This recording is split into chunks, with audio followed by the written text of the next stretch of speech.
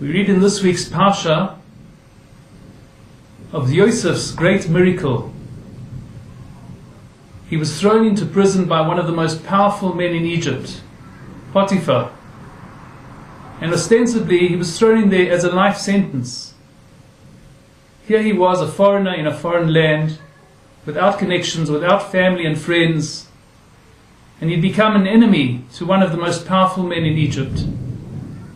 So what sort of hope could he expect? What sort of salvation could he expect sitting in a dungeon in the heart of Egypt, without any friends, without the language, without the culture, without the connections? What sort of help could he expect? We imagine that in terms of his possibilities of being saved, there wasn't that great a chance that he had. He didn't have such a great chance of being pulled out, unless some miracle happened. But that miracle did happen.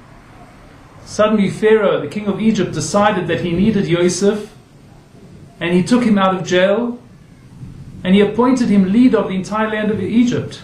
An unbelievable move from total obscurity and from total misery to become one of the most powerful people in the land of Egypt. That was his miracle.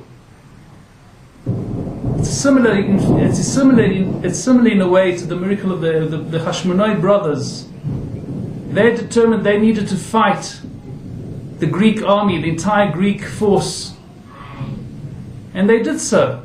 They were just a handful of Jewish warriors, but they took on the great Greek army, and they had one victory, and then they had a second victory, and then a third victory, and finally they actually succeeded in taking control away from the great Greek forces, the tremendous Greek forces, the tremendous miracle, like we say in the davening every day, that Hashem delivered the many into the hands of the few, the weak, the mighty into the hands of the weak.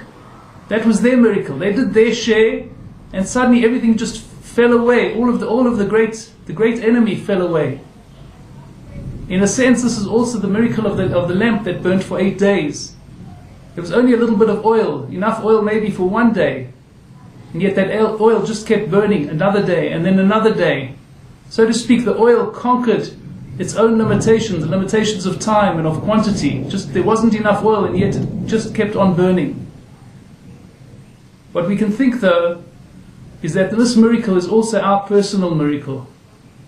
In terms of our spiritual growth, it may often seem as if our service, our work, in terms of living a Torah lifestyle, in terms of learning Torah, seems to be very puny. How can we ever conquer the great territories, the great spiritual territories, when at the same time we face this great enemy? The great enemy is the dream of a material well-being, the dream of living the American dream, the materialistic dream, the dream of becoming rich and famous and happy and with the holidays and with the big mansions, the big houses and the big cars.